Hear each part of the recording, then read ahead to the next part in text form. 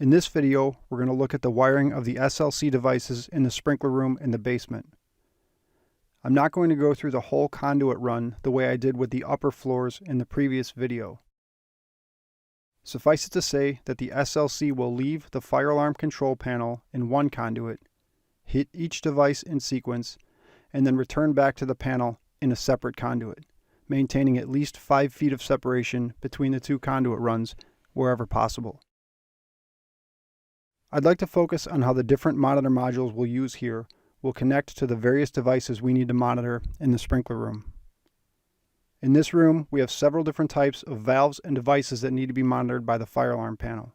One option to monitor the devices in this room would have been to put either a single point or dual point monitor module by each device or each pair of devices, as you see here. That would be a perfectly acceptable method of monitoring these devices, and in most cases would probably be the preferred method. Another option is to utilize a 10-point monitor module that Notifier makes for our first 10 points, then a single and dual monitor module for the remaining devices. If I were designing this room, I'd probably prefer the individual modules by each device. I think it makes it a little bit easier for troubleshooting purposes because you can easily see which modules are monitoring which devices. But because I want to show how the XP10M gets wired, we're going to use that in this application. If you're not sure what a monitor module does, or are confused about any of the wiring I go through coming up here, go back and watch video 23. That video takes a closer look at monitor modules. Let's start looking at this sprinkler room at the left side of the screen where the water comes up out of the ground. As the water comes in from the city, the first thing it's going to hit is this backflow preventer. The backflow preventer allows water to flow in one direction, but not back the other way. This prevents the stagnant sprinkler water from contaminating the domestic water we drink. If you've ever seen or smelled the water that comes out of the inspector's test valves during a test, you understand why this is important. The first two valves monitored are going to be the backflow preventer OS and Y valves on either side of the backflow preventer. If either of these valves is closed, it's obviously going to prevent the entire sprinkler system from operating, so the valves need to be monitored in their open position. This is done with a monitor module and a Potter OSY SU2 valve tamper. If you're not familiar with this style of valve tamper, pause this video and do a search for Potter OSY SU. Potter made a great short video which demonstrates how these tamper switches and shutoff valves work, and their graphics are much better than mine. It's perfectly acceptable to monitor both of these valves with a single monitor module, or to provide a separate module point for each individual valve.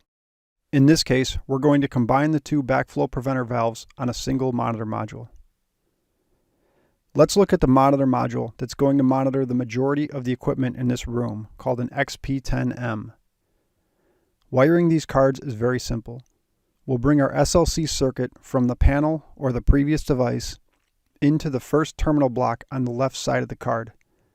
Then the SLC will leave the card from the next terminals on that same block, feeding the next SLC device in line.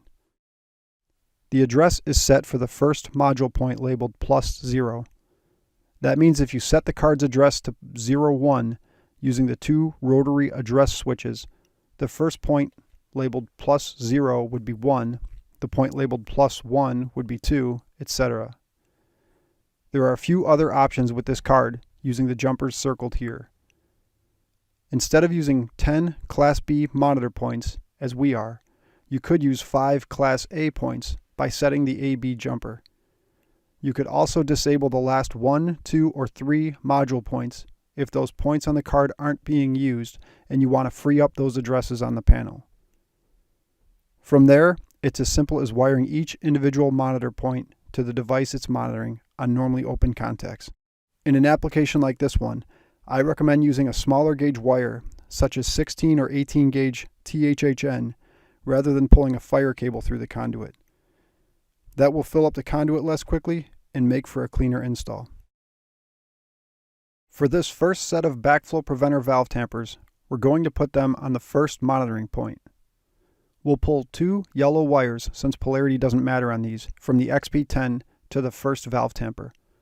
Then we'll go back out of that tamper with another 2 yellow wires into the next tamper, where the end-of-line resistor will land on the same terminals as the wire. The actual tampers aren't very easy to see in this drawing, but they're mounted horizontally at the top of the valve here. On this drawing, both tampers are drawn vertically with their covers off, with no flexible conduit going to them, but hopefully you get the idea. We're going to bring the first yellow wire into the tamper switch from the XP10 onto the common terminal. Then the second wire from the XP10 goes onto the normally open terminal. I always recommend metering these terminals before you start landing wires to ensure they were installed properly. It's also smart to check their alignment in the groove of the valve with a meter, as shown in the Potter video I mentioned earlier. Since we're going to put another valve on this same module, we're going to come out of each of these terminals with another wire and go to the next valve, onto the same terminals, common and normally open. Then we'll put the end-of-line resistor that comes with the XP10, which is a 47 kilo ohm resistor, across the same terminals. From the module's perspective, it really can't tell that there are any devices wired in at all. All it will see is the end-of-line resistor until one of these tampers is closed and its contacts change states. The module will then detect that there's a short and report that back to the panel as an active condition on that point. In this case, we'd program module 1 as a supervisory and label it something like basement pump room backflow valve tamper. Now we're going to look at a different style of valve tamper called a butterfly valve. The butterfly valves circled here on the fire pump bypass piping I've heard labeled different things. I've almost always heard them referred to as detector check valves, but recently I had an inspector make me change the labeling on these to pump bypass valves. While it's on the pump bypass piping, that doesn't seem like a good description to me. I'm curious to know what you guys typically call these. For this video, I'm going to refer to them here as detector check valves. Butterfly valves come with a bunch of wires sticking out of them that we wire into the fire alarm circuit. We usually install a small single gang handy box on the outside of these with a close nipple and make the splice to our fire alarm circuit in that box. Different manufacturers of these valves use different colored wire, so just like with the OS and Y valves, it's best to meter these first before making any connections. When the valve is in its open position, the yellow bar on the outside of the valve housing will be parallel with the sprinkler pipe. When the valve is shut, it will be perpendicular to the sprinkler pipe. Regardless of the manufacturer, these valves almost always come with 2 different sets of wires. The first set would have 2 of each color, though sometimes there are only 2 of the normally open pairs. In this case, we have 2 common, 2 normally open, and 2 normally closed. Then there's a set of auxiliary contacts that you could use for another purpose if desired, but they're usually just taped off inside the handy box. The green wire is always a ground connection. To find which contacts we need to use, we're going to meter the wires while we open and close the valve. Pay attention here to which color wire my meter leads are on and the position of the valve indicated by the yellow bar. With the valve open, meter across the 2 colors to look for your common and normally closed. Once you find that, one of those colors is common. Then shut the valve and you should have a short between your common and whatever color is normally open. There's also usually some diagram on the outside of the valve, but those are often labeled in the activated state. Your best bet is to use your meter. When you identify your common and normally open pairs, those are the wires you want to use. They're open when the valve is open and shorted when the valve is closed.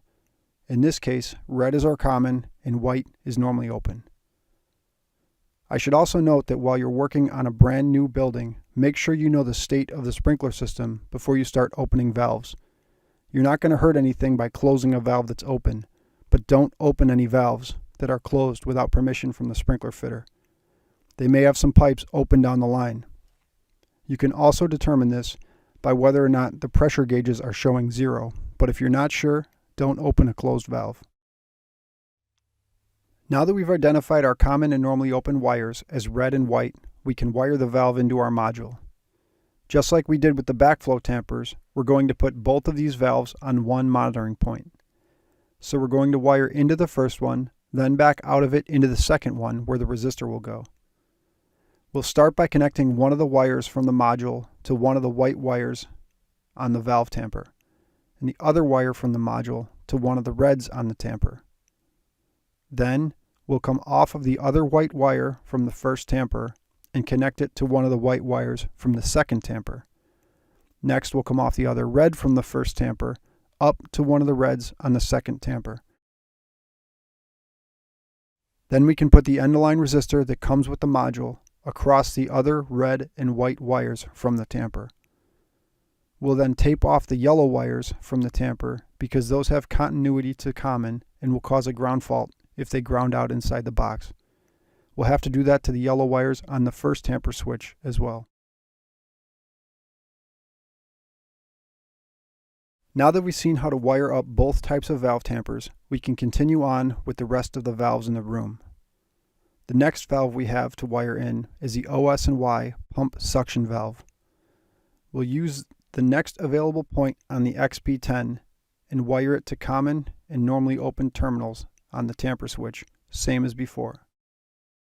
The resistor will go right across the wires since this is the only device being monitored by this point.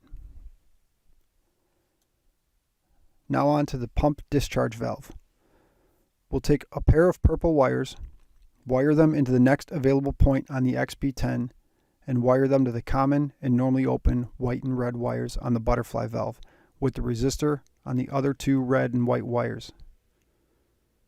Next is going to be the test header valve. This is a valve that's closed in its normal position, as indicated by the yellow bar on the valve being perpendicular to the pipe.